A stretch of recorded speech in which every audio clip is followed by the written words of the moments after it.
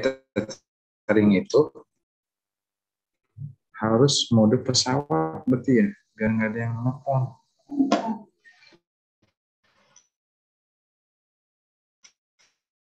Sederhana mungkin lah. Itu seperangkat aturan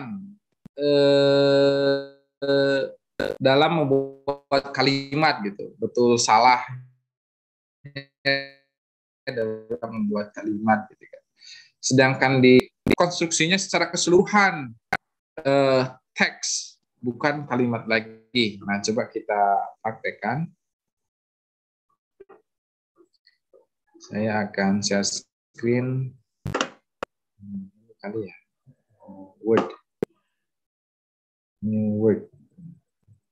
Yang ada ini. Dan save. Apa ini? Udah. Kenapa masih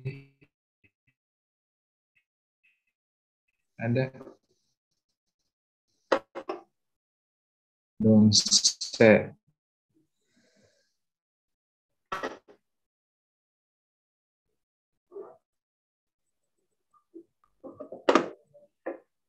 Nah, coba misalkan dalam traditional grammar ini, ya, dalam konteks traditional grammar, buat kalimat past tense menggunakan tenses lampau, simple lah, simple past.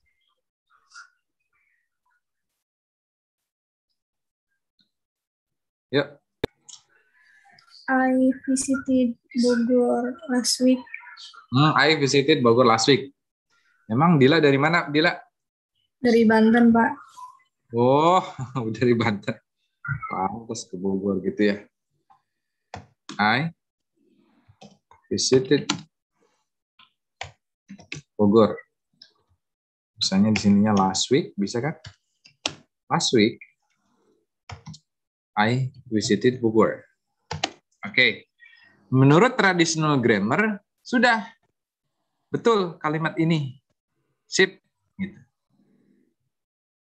Kenapa? Karena memenuhi kaidah. Visited itu lampau. Kenapa? Karena ada adverb of time-nya kan yesterday. Gitu. I visited Bogor. Last week, I visited Bogor. Sudah, sip. Udah hanya sebatas itu. Traditional grammar. Ini traditional grammar nih. Udah. Satu kalimat udah beres.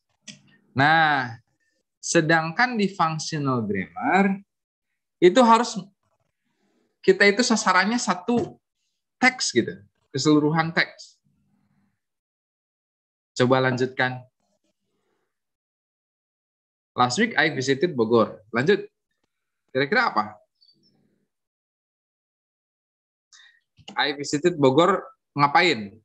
I came to the campus I came to my campus. Ngapain? to finish the administration. To complete ya. The administration. Oke, lanjut. Apa lagi, Pak? Ayo, apa lagi? Nah, ini gara-gara traditional grammar ini ya udah mentok di situ kan? Mentok, apalagi ya? Apalagi ya? Karena kan diajarinnya juga, Pak, per kalimat aja udah beres. Ngajar. Ngajar biasa. So you have to what is that? It's not only limited to only one sentence. To one sentence, you have to develop. The output is text. It's not only sentence. Ya mau? Bingung kan? Nah, Bingung, Pak. jadi ketika kita mau menulis, gitu ya teman-teman. ketika kita mau menulis, harus tentukan dulu untuk apa. Ini mau ngapain nih, Adila kira-kira? Last week, I visited Bogor. I came to my campus to complete my administration. Jadi Adila itu tujuannya adalah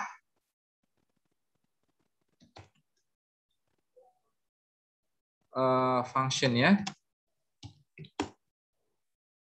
to retail kan, menceritakan kembali ya. Retail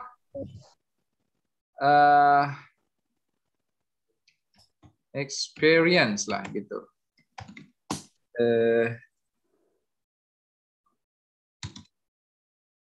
Apa namanya secara singkatnya. Fungsinya adalah to retail my experience going to Bogor, visiting Bogor. Nah, harus ada budaya dulu. Oh, ketika saya tujuannya untuk menceritakan pengalaman saya, kayak gimana ya teksnya kan gitu ya?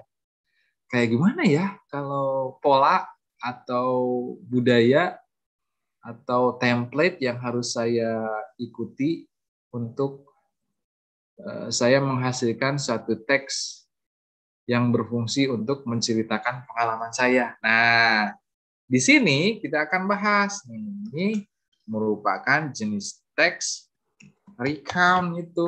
Nah, teman-teman mungkin ingat waktu SMA. Nah, oh, untuk menceritakan itu ternyata ini nih polanya, teman-teman. Saya ini aja ya, screenshot. Jenis teks recount itu, saya screenshot aja.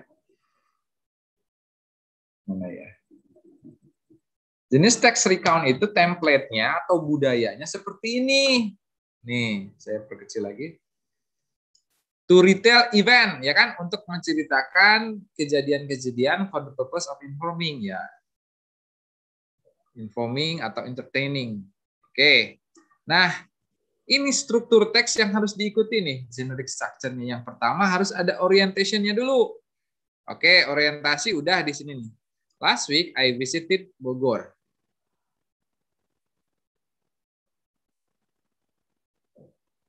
I came to my campus to complete the administration. Oke, itu disebut dengan orientation-nya. Sekarang masuk ke event-nya, coba. Kan banyak tuh ngeberesin apa aja administrasinya. Pertama-tama cetak formulir dulu atau apa gitu ya.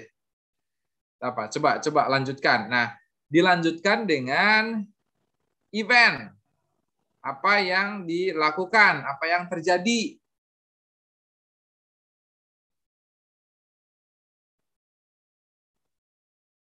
Yo, by the time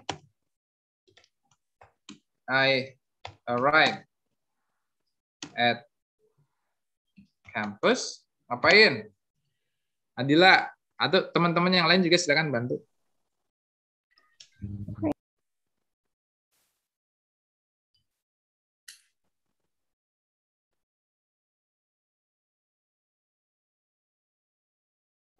I ngapain? Tuh itu buat I print the invoice first. Oh, I printed. Yes. I printed the invoice. Ah. Then I ngapain?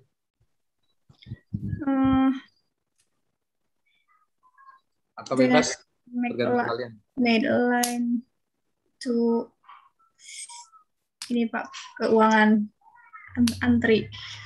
Oh. Then I middle line bisa Pak? Ngantri. I was in queue. Untuk apa? Itu untuk menyerahkan invoice-nya. Pay. Pay. To pay.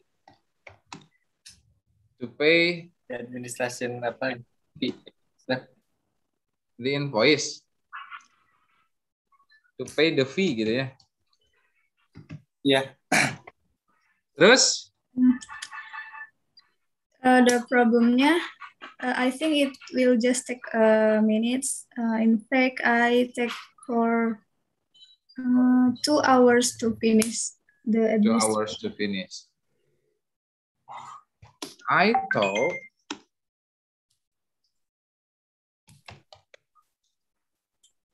saya typo mulu, jarang ngetik. Sama kayak saya, Pak. I thought it will would be, ya Allah, sorry ya, ini it would be completed in 1 minute gitu. 2 hours.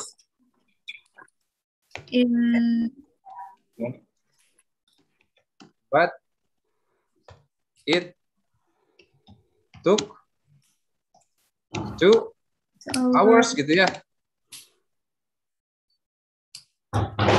Dikira akan beres 1 menit, ternyata 2 jam gitu. Ya gitu Pak.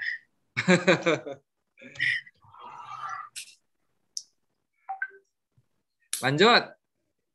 Nah, sebutkan saja rangkaian peristiwanya apa yang terjadi. Yeah, because many students also. There musician. were many students. There were many students who had the same thing to do, gitu ya. Banyak siswa, karena banyak mahasiswa lain yang melakukan hal yang sama gitu ya. Ya. Terus, habis itu ini kepotong zuhur Pak. So, lanjut gimana? Ini aja before I got my turn, the payment at noon.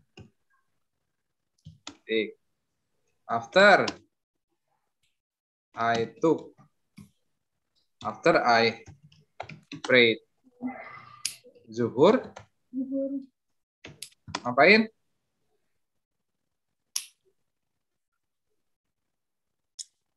Balik lagi ke situ Pak, karena keburu sholat zuhur tadi ceritanya.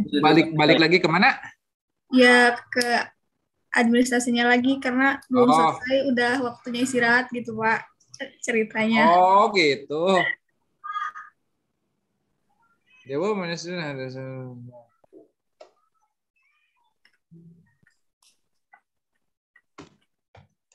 until sehingga saya until my queue was delayed because of the break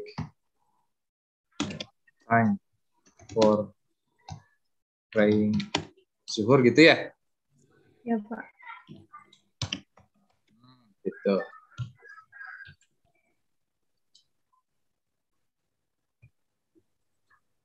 After I prayed zuhur, I came back. I came back. Yeah. I came back to the bank. Itu tuh di bank ya? Bukan? Tentunya di ininya sih Pak, di keuangannya, di administrasi keuangan. Ya, aku. Di accounting keuangan ya. To the accounting department misalnya. Dah, lanjut. I completed the payment. Jam berapa? At 2 misalnya ya. Ya, 2 PM. Oke, lanjut. udah Pak, udah selesai. Udah, Ya, udah segitu aja.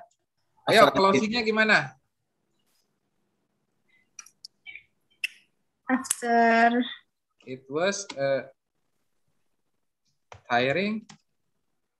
Itu ya. yes.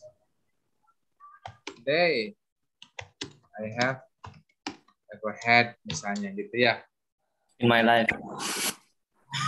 Capek pokoknya namalah hari itu teh gitu ya. Yes. Nah, itu kan jika teman-teman ingin mengembangkan lagi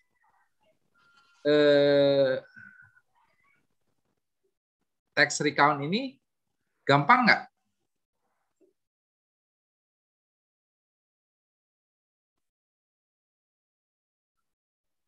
Gampang nggak?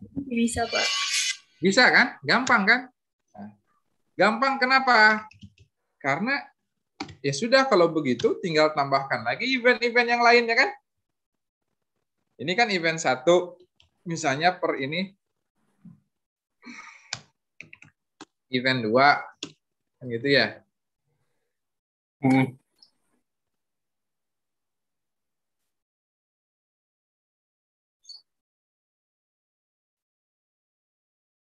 Ini event 3. Dan seterusnya. Karena kita sudah tahu polanya, oh ya memang polanya seperti itu, nggak bakalan kehabisan ide. Tinggal lanjut aja ke event-event selanjutnya.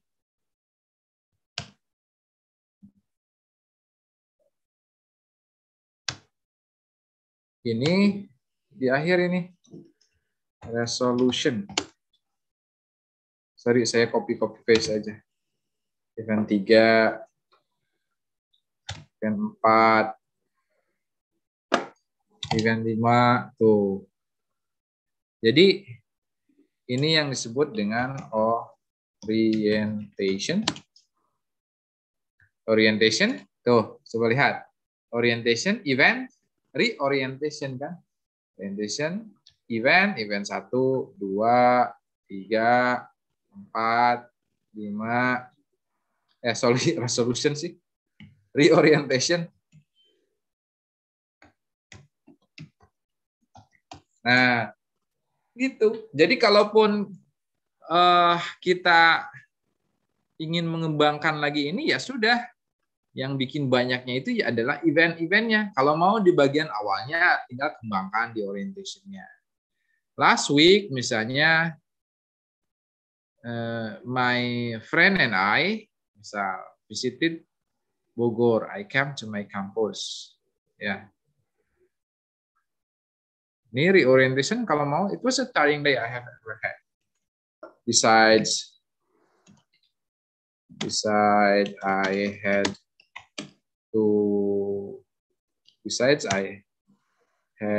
a long queue, misalnya. I also got traffic, misalnya. Saya juga, ya Allah, iya double F. Wah, jarang ngetik jadi begini. Also got traffic on my way, misalnya. Nah, terus lanjutkan. Yang penting kita sudah tahu dulu template-nya. Oh, untuk menceritakan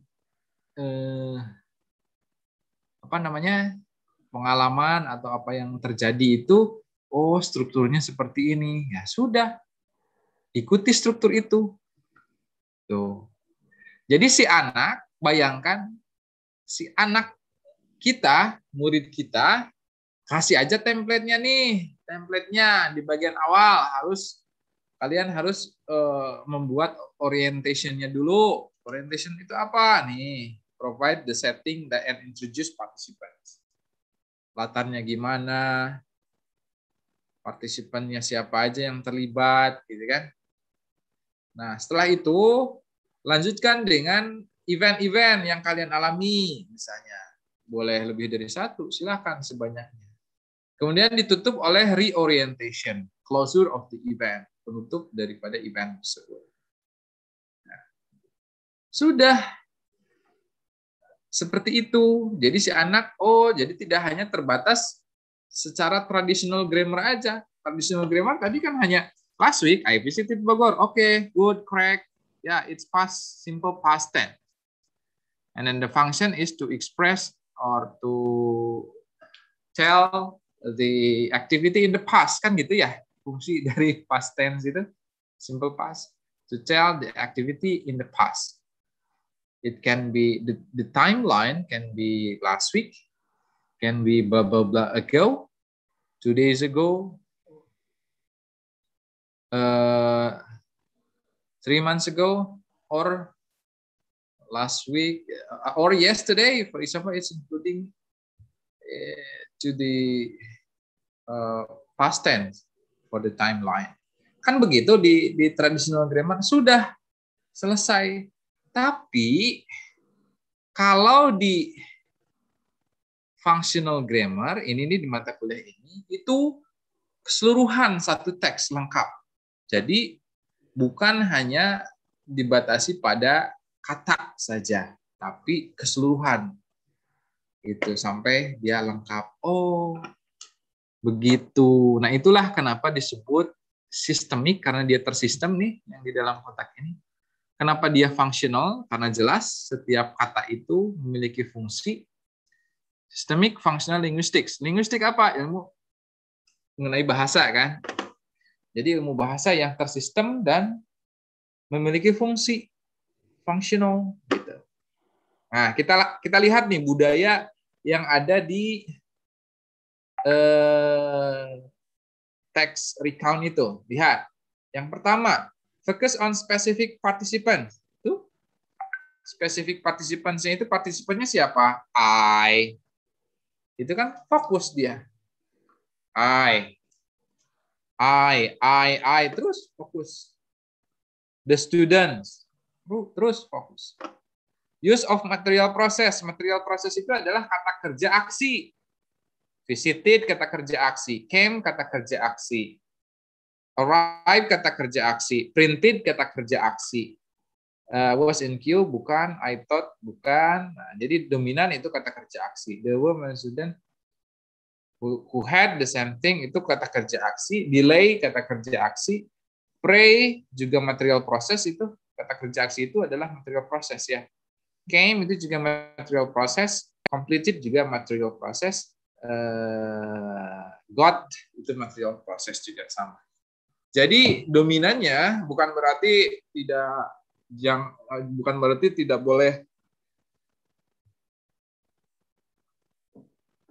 boleh menggunakan kata kerja lain selain kata kerja asli, bukan, tapi dominan paling banyak menggunakan kata kerja asli. Kemudian lihat budaya selanjutnya di dalam jenis teks recount itu, yaitu the use of past tense. Betul kan? Kita semua menggunakan past tense kan? Tuh. Bentuk verb kedua tuh, came, printed, was, taught, were. Itu kata kerja yang kedua. Focus on temporal sequence. Last week, by the time, then, apalagi after. Ya, itu merupakan temporal sequence, runtutan waktu. Yesterday, setelah ini, pada siang hari sampai nah semuanya itu. Nah, kalau sudah seperti ini, sudah itu dikatakan dengan berfungsi fungsional. Jadi tidak hanya terisolasi pada satu kalimat saja, tapi keseluruhan teks. Paham tidak teman-teman? Paham, Pak. Paham ya? Pak. Nah, Paham, Pak. gitu. Jadi enak sekarang mah. Jadi ilmu ini tuh kan kalau waktu di SMA ya, teman-teman mungkin masih bingung. Nah, sih kudu aya struktur segala rupa itu teh naon, kudu dihafalkeun. Oh, recount itu strukturnya ini. Nah, kalau sekarang kan itu dulu sebagai murid diajarkannya harus begitu. Sekarang karena teman-teman adalah calon guru dibekali nih. Tapi nanti kalau kalian ngajar jenis text recount, naratif, jangan mengajarkan apa yang saya ajarkan secara detailnya, secara lengkapnya segala macam, jangan. Ini kan teorinya. Nanti kalau untuk teman-teman nanti PLP itu kan nanti akan mengajar jenis-jenis teks tuh di sekolah. Langsung saja, yuk kita belajar jenis teks recount. Kemarin kalian kemana? Misalnya itu kan juga sama menceritakan yesterday experience. Misalnya, oh saya kemarin ke Bandung Pak, ngapain aja? Terus. Nah, yuk kita sekarang bikin text recount. Text recount itu memiliki fungsi yaitu ini. Kemudian nanti ketika kalian menulis satu teks, ikuti pola ini. Yang pertama, bagian awal kalian harus membuat orientation. Selanjutnya diikuti oleh apa yang kalian alami kemarin. Terus reorientation yaitu kesimpulan atau penutup daripada event itu sendiri. Nah, di sini. Sudah, nanti juga akan otomatis sendiri yang ini tuh. Atau mungkin gini, karena itu menceritakan kegiatan kita kemarin, maka tenses yang dipakai apa? Past tense, serius, bagus. Gitu kalau gaya ngajar SD. Gitu. Jadi, itulah alasan kenapa di kurikulum SD SMP tidak fokus pada grammarnya kan, tidak mengajarkan grammar. Padahal itu favorit kalian kalau mengajarkan grammar itu kan paling demen misalnya. Kenapa kok nggak ada? Iya, karena dia cakupannya kalau yang traditional grammar yang kalian pelajari itu tuh di semester sebelumnya, karena cakupannya hanya sebatas kalimat saja. Tidak satu teks, satu produk teks secara keseluruhan. Tadi nelpon MNC. Jadi banyak ini koneksinya. Ini apa lagi ini? Nah.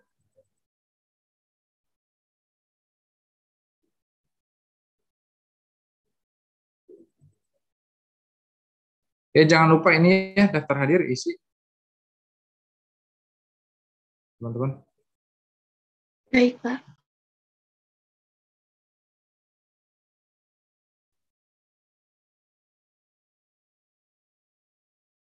Besok ada undangan apa? Pukul 9.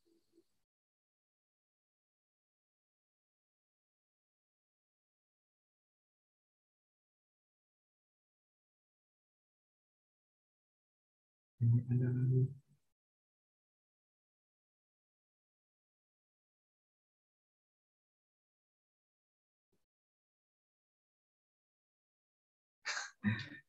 Liar. Banyak yang harus dilakukan. Mending jadi artis, teman-teman. Enak jadi artis mah. Ulin kerjaannya. Tapi uang banyak. Atau jadi pengusaha, teman-teman. Iya, Pak.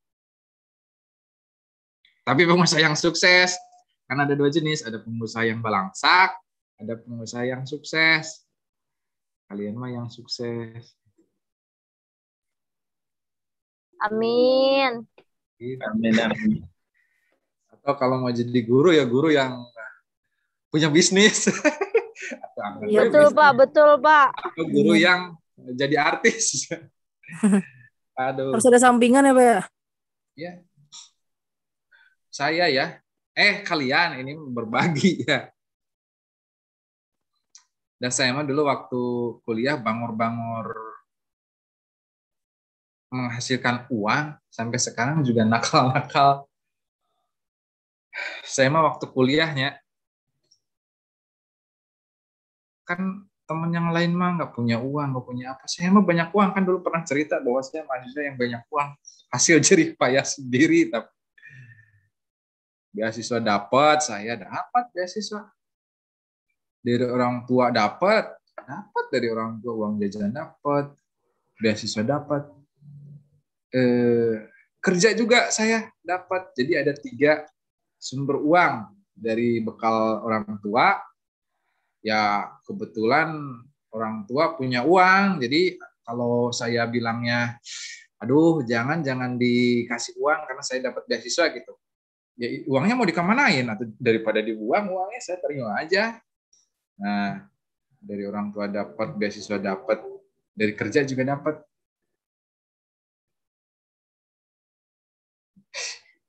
Tuh kasih tahu si Hasna.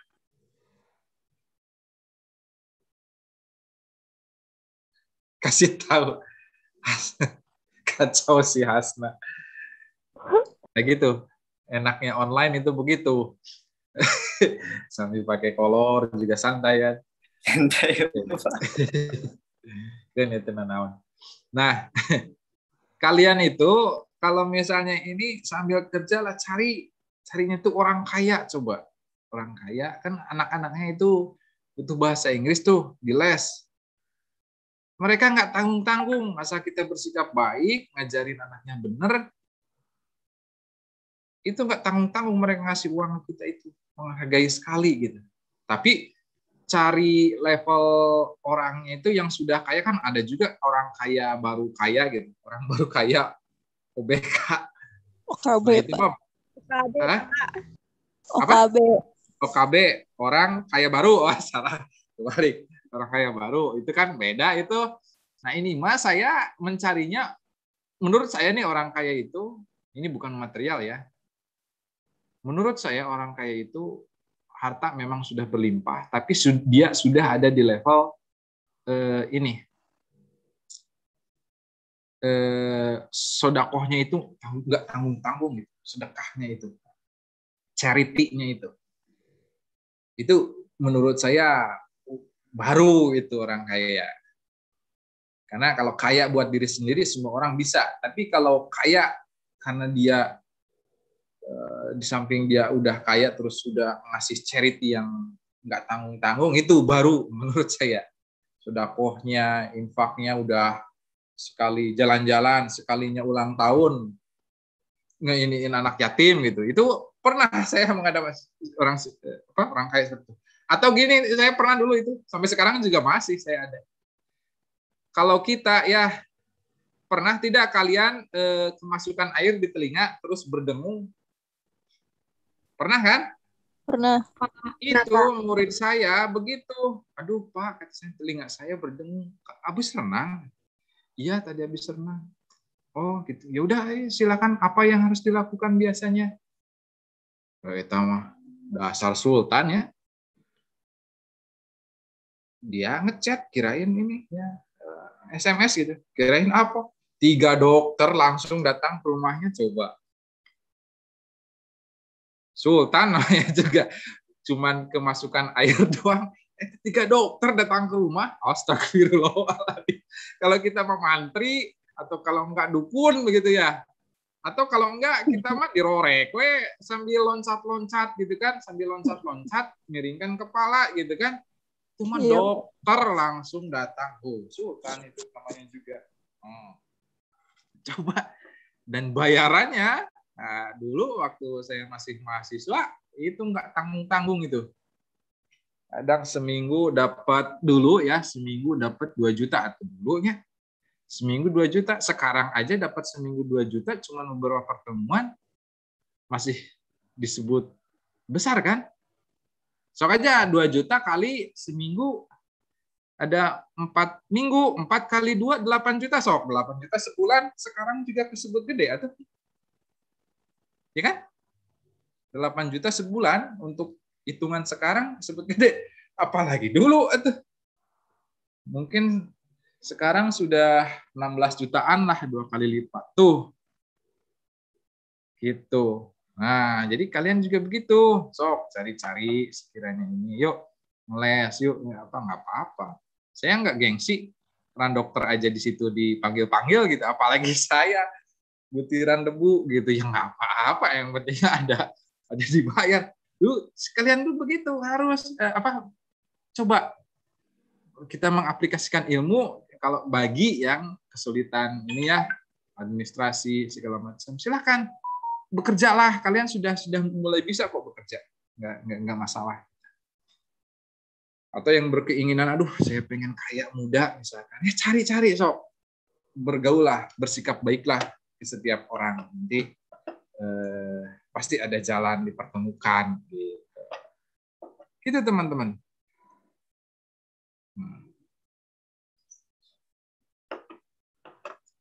Dah itu intermezzonya. Sekarang kita lanjut. Ngecas dulu. Jadi paham ya bahwa systemic functional grammar itu kita satuan terbesarnya adalah datanya, luarannya adalah teks. Tapi untuk teks secara keseluruhan tersebut kita tetap menganalisisnya dari mulai terkecil, from the smallest unit like this. Seperti ini, kita kembali ke atas. Analisis terkecilnya seperti.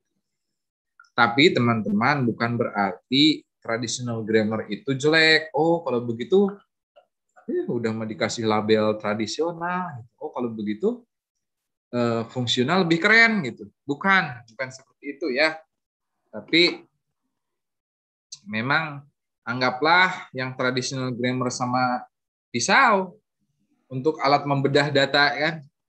Functional grammar juga pisau, tapi bentuknya berbeda gitu. Kalau functional grammar mah mungkin pisau jagal, yang pisau gede itu buat daging karena untuk membelah sekaligus dengan tulang-tulangnya gitu, karena kekuatannya juga beda.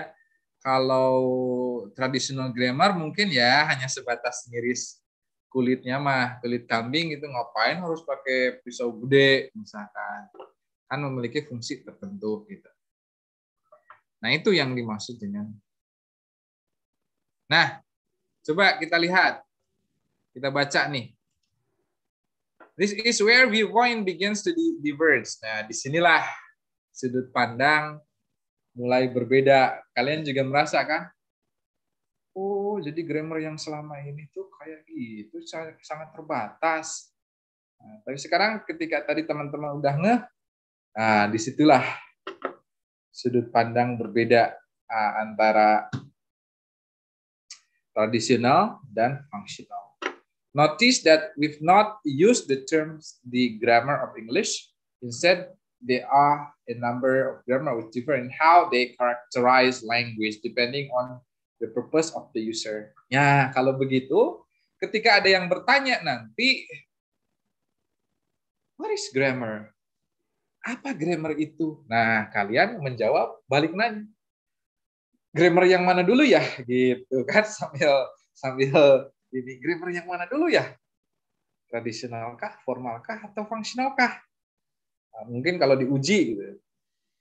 Apa itu grammar? Wah, grammar yang mana dulu, Pak? Memang grammar ada banyak jenisnya. Ada, ini fungsional gitu kan mata kuliahnya. Systemic, functional, linguistic, atau functional grammar. Jadi ya memang berbeda-beda, walaupun berbeda-beda, tapi dia tergantung tujuannya mau dipakai apa, gitu kan?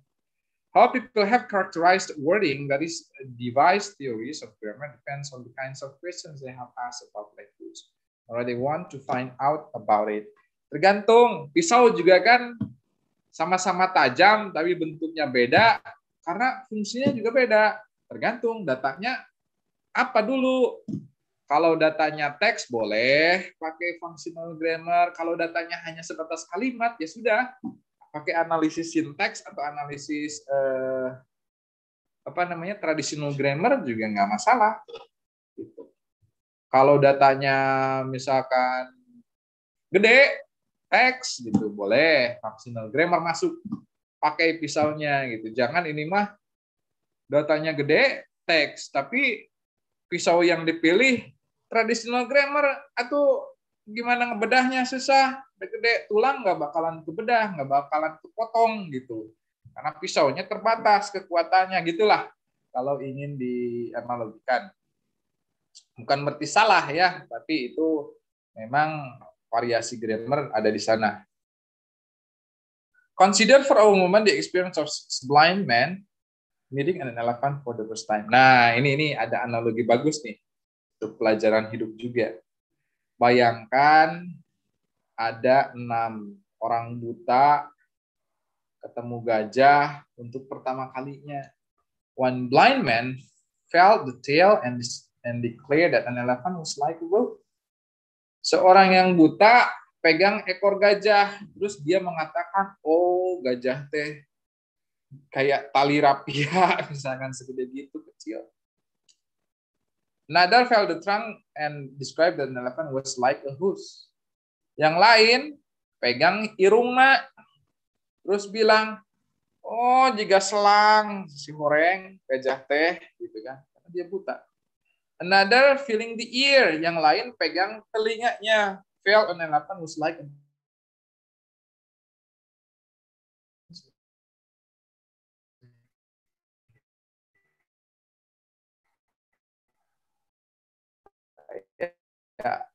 kayak payung gitu, yang dipegang soalnya telinga.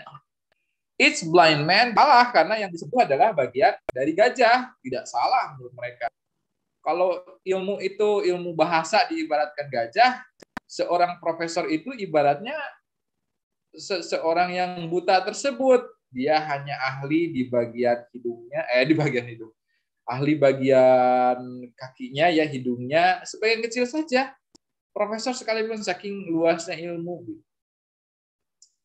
Kalau diibaratkan ilmu itu motor atau mobil, profesor ya hanya bagian ahli pentilnya saja, ahli bannya saja, ahli knalpotnya saja. Gitu. Tidak apa-apa, tidak ada yang salah. Karena memang itu yang disentuh, itu yang dirasakan. Gitu. Walaupun yang namanya ilmu kan tetap terus berkembang nanti. Ya untung tidak ada menganggap, oh gajah teh ternyata misalnya kayak adonan bolu kukus, anget-anget kenyal gitu. Yang dipegang kotorannya berarti itu gajah. Nah, tapi apakah itu salah? Tidak salah, karena memang itu kenyataannya gitu. Jadi tidak saling menyalahkan, gitu ya. Dan juga untuk apa kita sombong? Ya, percuma kita sombong. Apa yang disombongkan gitu, karena saking luasnya ilmu kita itu hanya seperti orang buta yang meraba-raba, yang maha mengetahui tetap yang maha kuasa. Tapi kita tetap terus belajar. Yang buta saja bisa keliru, artinya yang meneliti, yang belajar aja gitu. Apalagi anak tadi diajar, gajah teh misalkan keras kayak batu atau misalnya apanya, dan yang kesimpulannya salah misalnya. Nah, itulah perspektif namanya juga ya. Jadi perspektif traditional grammar mungkin yang orang-orang di traditional grammar itu dia pegang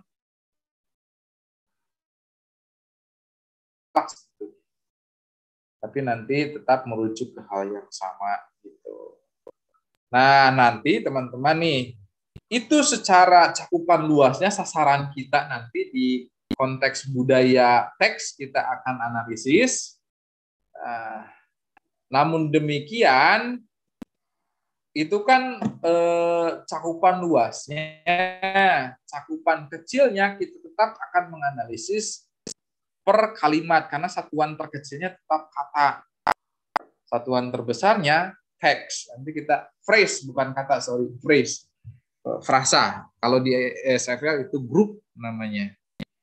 Nah, ini teman-teman, perbandingan kalau analisis secara tradisional, ini tradisional. Kalau kalimat itu dianalisis secara tradisional, kedua kalimat ini dianggap sama nih. Time flies like an arrow. Tim told a tragic case. Ya, secara tradisional kan dianalisisnya time, noun. Tim juga noun. Flies itu verb. Told juga verb. Like an arrow itu prepositional phrase. Of a tragic case juga sama prepositional phrase kan di mata kuliah sintaks dulu. Analisisnya, oh kalimat ini sama. Tapi, nah, di SFL itu akan dianalisis secara berbeda. Coba lihat baca di sini. Systemic functional grammar, on the other hand, labels element for the clause in terms of the functions each is playing in that clause rather than by word class. Kalau ini word class, sorry. Kalau ini kan kelas katanya nih di analisisnya. Kalau di SFL tidak. Tapi akan dilabeli dengan masing-masing fungsi yang ada di kata-kata tersebut. Kalau ini menurut traditional grammar ini sama, nggak ada bedanya. Kalau SFL enggak, beda dong. Coba kita lihat. Time flies like an arrow. Tim told of a tragic case. Kalau time di sini, walaupun dia sama-sama kata benda, sama-sama posisi sebagai subjek, tidak, ini beda. Beda kenapa? Si time itu dianggap sebagai actor atau pelaku. Kenapa dianggap sebagai actor atau pelaku? Karena dia melakukan suatu perbuatan di sini. Lihat makna, bayangkan kata kerja fly, terbang. Itu kan ada secara fisik ya.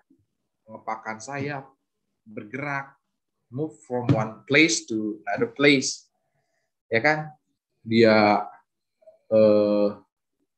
bergerak ke atas. Nah, itu secara fisik tuh kata kerjanya. Kalau begitu si time ini dianggap sebagai aktor karena dia melakukan suatu pekerjaan aksi atau action verb di sini. Like an arrow, dia merupakan manner atau adverbnya nih, adverb of manner. Circumstance itu adverb. Dia manner. Kenapa?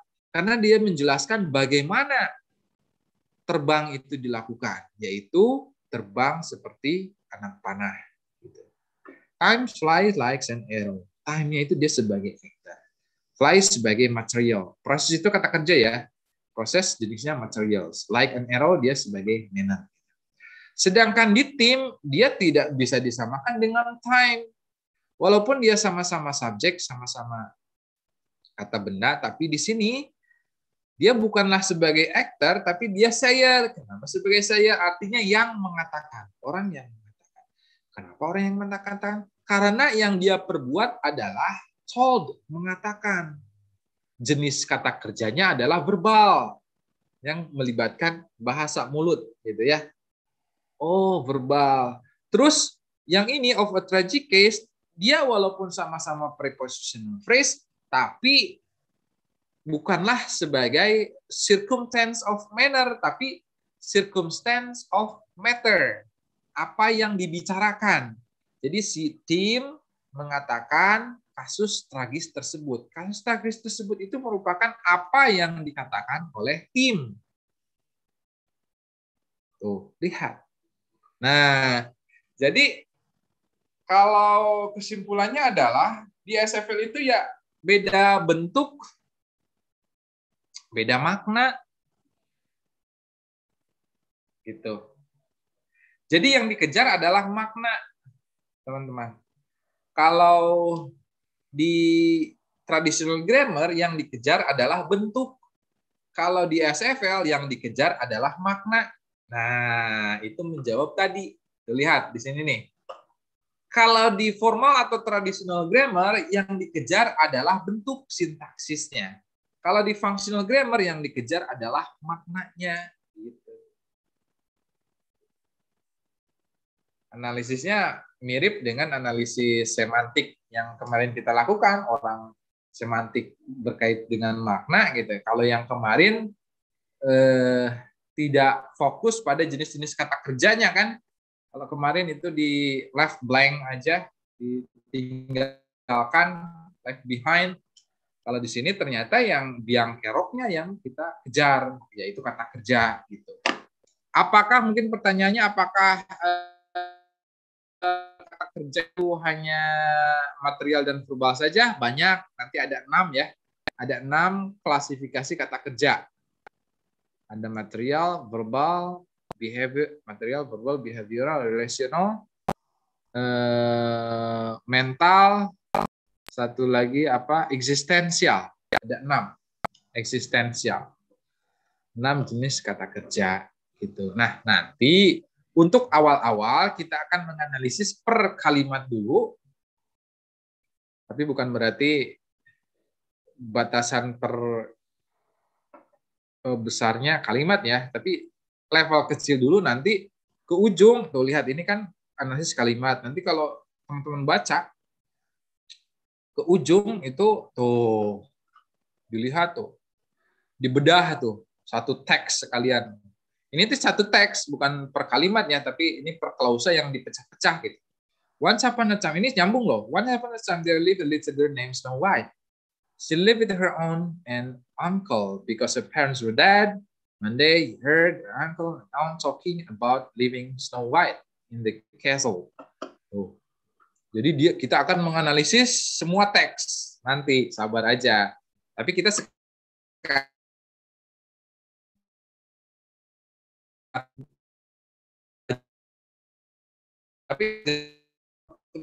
itu menjelaskan bahwa itu akan kita lakukan besarnya seperti itu, terkecilnya frasa. Gitu. Silakan ada pertanyaan.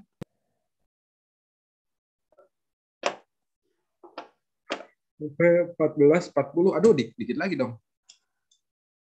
Ini mau habis lagi aja. Yuk, silakan. Ada pertanyaan? Ini itu ya untuk bisa mata kuliah ini, kalian harus menguasai traditional grammarnya, iya.